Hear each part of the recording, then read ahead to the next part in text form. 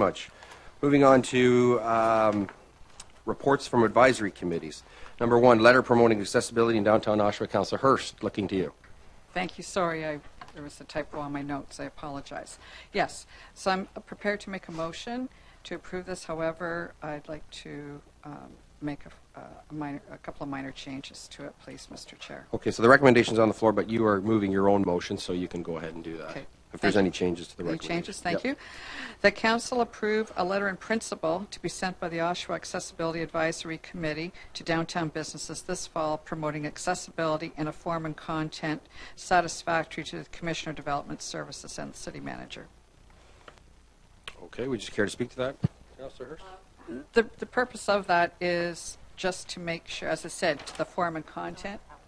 The form and content is approved by the City Manager and the Commissioner of Development Services. I think this is a terrific initiative, and I just want to make sure that the T's are crossed and the I's are dotted accordingly. Thank you. So for clarity, you were just adding to the recommendation in the form and content of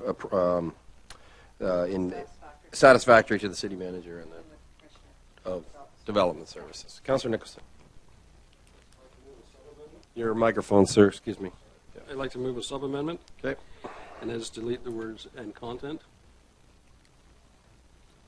My reason for that is I have no problem with staff checking the form and all that stuff, but I don't believe it's the role of staff for the City of Oshawa to decide what is going into the content of a letter from an advisory committee to the public.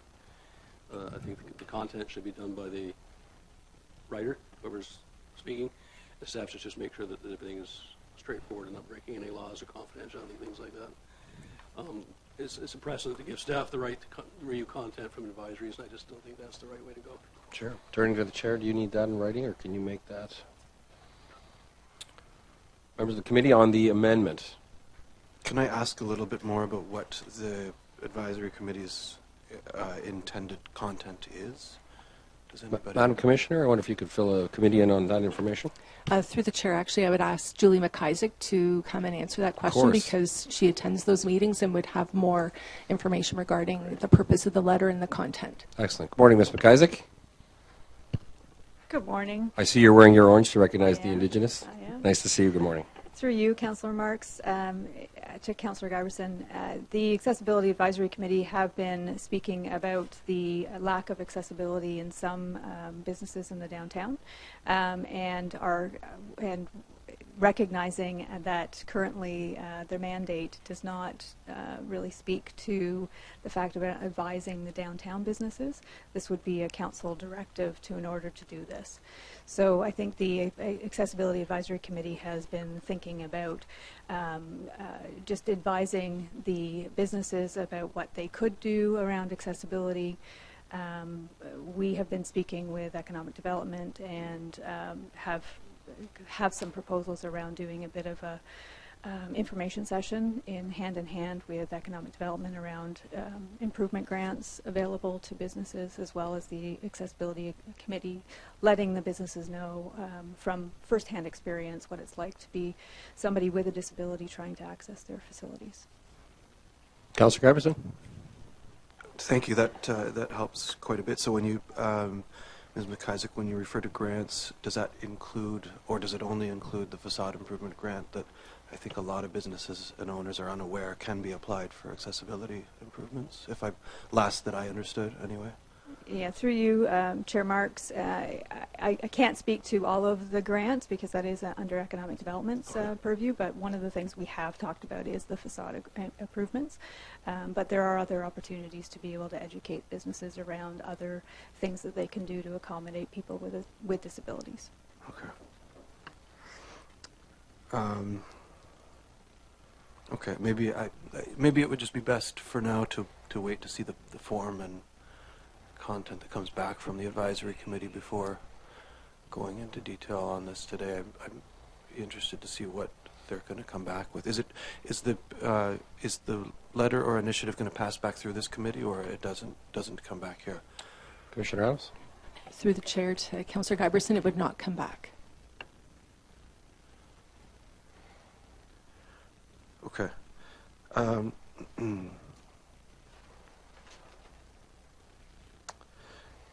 I guess, Mr. Chair, my interest in this item today is just to ensure that the advisory committee, with their intent of this this recommendation, is that they're able to make the most of it. So I guess I would be interested from the committee's point of view in, I'm sure that there are a whole bunch of different alternate arrangements of what this information initiative could take, and I just want to make sure that as far as this committee and council is willing to take it, that we would be in a position, if necessary, to help better empower the Accessibility Advisory Committee to do this work. I saw on... So let me just stop you there, Councillor, Yeah, because sure. we're dealing with the sub-amendment of Councillor Nicholson to remove content from the main motion. Okay.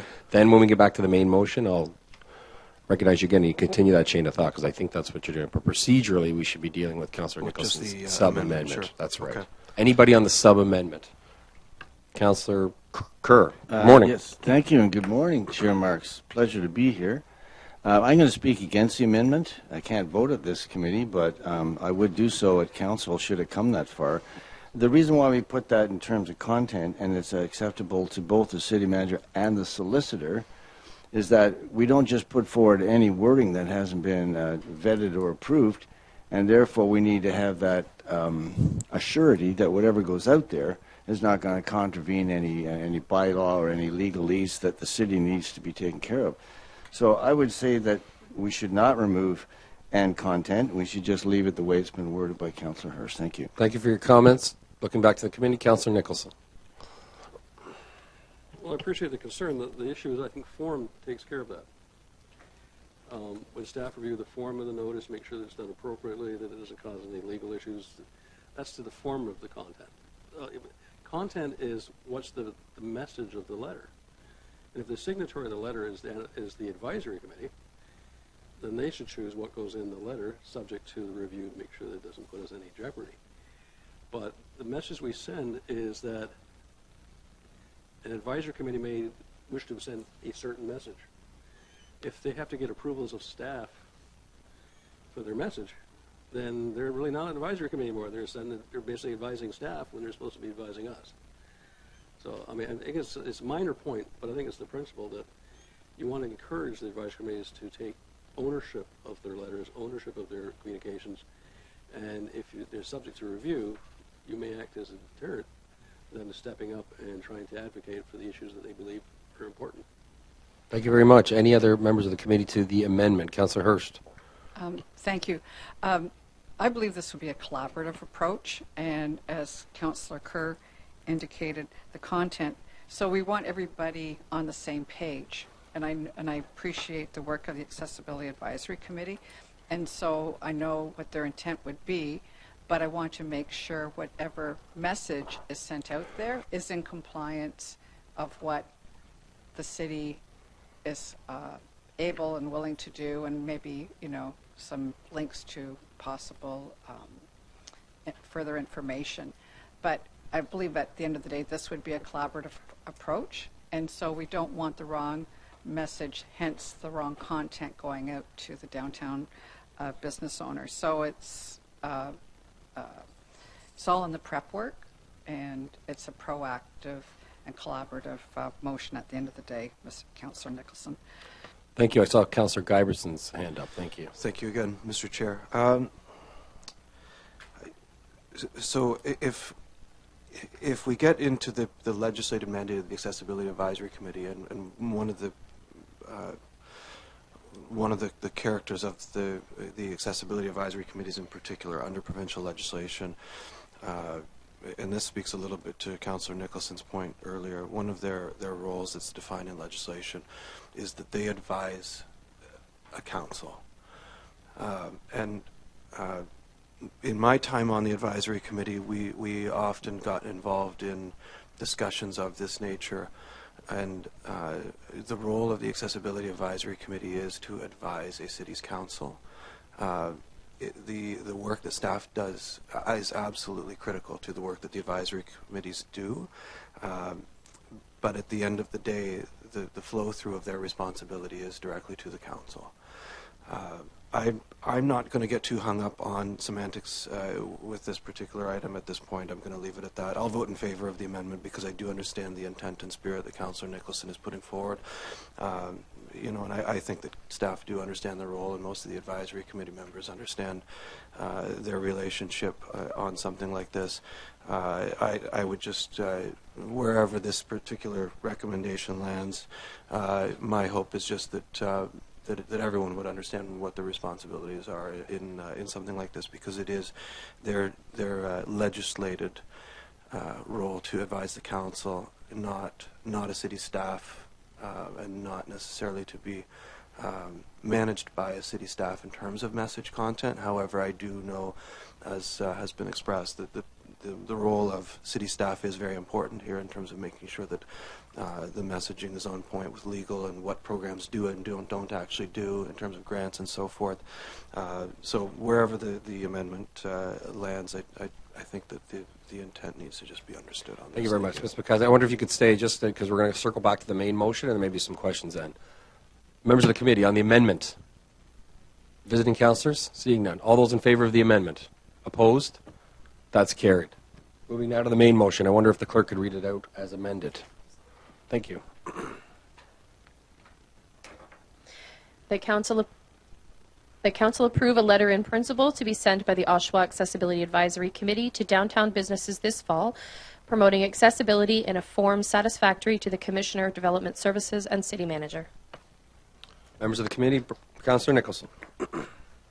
Information items. Downtown businesses, do we have a definition of the area that we're classifying as downtown businesses? Looking to Commissioner Adams or Ms. Is it McKenzie. CBA? Is it Board of Management? Thank you for staying, Ms. McKenzie, by the way. Through you, Chair Marks. The specifics has not been determined, but the conversation at the Accessibility Advisory Committee is around the BIA. The BIA, okay. That leads me to the second question is advising the downtown businesses of opportunities, grants, and communications in the city seems to be the role of BIA. I think that's why we collect a lot of money for them and give them a lot of money. They seem to be chasing other tails, but they don't seem to be communicating with their members. Why would they not be collaborating with the Accessibility Committee to advocate to their members, make their businesses, especially their entrances, accessible to all? I see this as a very much a collaborative role between the accessibility and the BIA. Why would they not be involved? Why are we going around them? Commissioner Adams? Through the chair, my understanding is we wouldn't be going around them, that they would be part of the collaboration. Are they going to pay for half the cost then? The cost of what? Well, mailing. You've got to mail, you got to, or so hand delivering, or we've got staff out there. Like, how are we getting this out there? Through you, Chair Marks, the conversation at the Accessibility Advisory Committee has not gone into details of how and who and what. However, there has been a lot of conversation about collaboration, both with city staff and with the BIA. Just the reason I ask is that was the one thing that was missing was that, if we're mailing it out to 450 businesses, there is a cost. I know that the Advisory Committee doesn't have a budget for it. So what's missing, I think, from the motion is who's paying for it. Is it coming out of staff budget? Is it coming out of BIA? Is it being shared? Because someone is going to have to pay Canada Post to deliver it or have somebody hand deliver it. It's just wondering if staff could address that maybe in a subsequent meeting. I'm not asking them to do it today. Duly noted. Okay. Ms. McIsaac, I wonder if you had an answer Yeah, for through council? you, Chair Marks, as I said, we haven't had those specific discussions. However, there is some budget in the Accessibility Advisory Committee for promotion that could be used for this. For mailings as well? Correct. Okay, then that solves that problem. Thank you. Members of the committee on the main motion? Seeing none. Visiting councillors? Looking back to the committee, all those in favor? Opposed? That's carried. Thank you very much. Moving on to the public consent agenda. I look first to the members of the committee for any items to pull. Councillor Neal. Corp. 1979.